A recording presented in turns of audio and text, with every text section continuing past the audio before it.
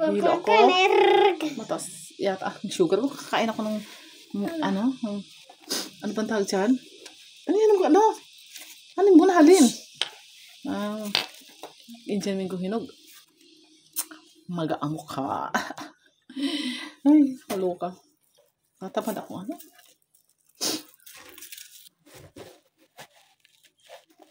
Baba na kakain na Indian Mingo. Teka lang. Pero ano na kaya? Bitawan mo. Bitawan. Nahapo ako eh. Hindi ko alam. Bakit ganito yung pagsara? Bakit open?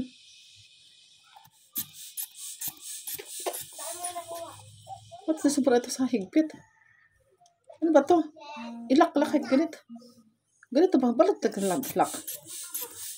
Hindi siya gumagalaw. Oh, ano ba to? Baliktad ang lock. Ang lock ko, alam ko ang lock ganito eh. Ganito ang lock sa ano, pagbalik. Ayun, gumalaw na. Baliktad pala. Hindi marunong yung glass na gumamit ng pambilis. Pinatapak niluwagan. Yan. Hindi tayo.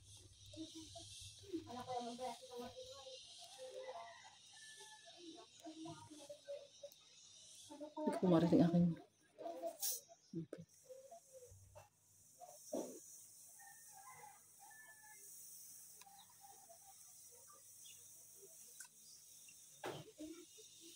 Gala, kay sugar nga. Mataas siguro sugar ka talaga. Nag 130/80 na po. Kaya po nahilo ko. Kasi uminom ako ng ano eh. Hindi naman pwede ito. Hindi na, kaya pala hinahapo ko eh. Kasi nga nag-inom ako ng maintenance ko. Kaya ano.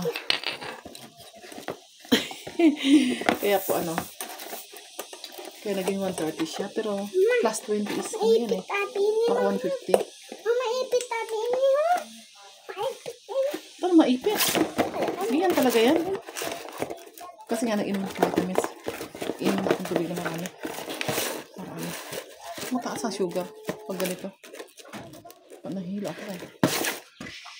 Ayan. Yung BP is marunong po ako mag-BP ng akin. Kung nung nabot ko sa akong high blood, inatake ako noon. Sa edad na 35 yata, 36 po, inabot na ako ng high blood. Yun ang bisa kong edad ako ng 36 po eh. Ano na ako, na-high stroke. Kaya, hanggang ngayon, aking dinadala. Ang sakit na to. Tumtok mo ligo. Talaga mukha ko yung mukha. Stress eh.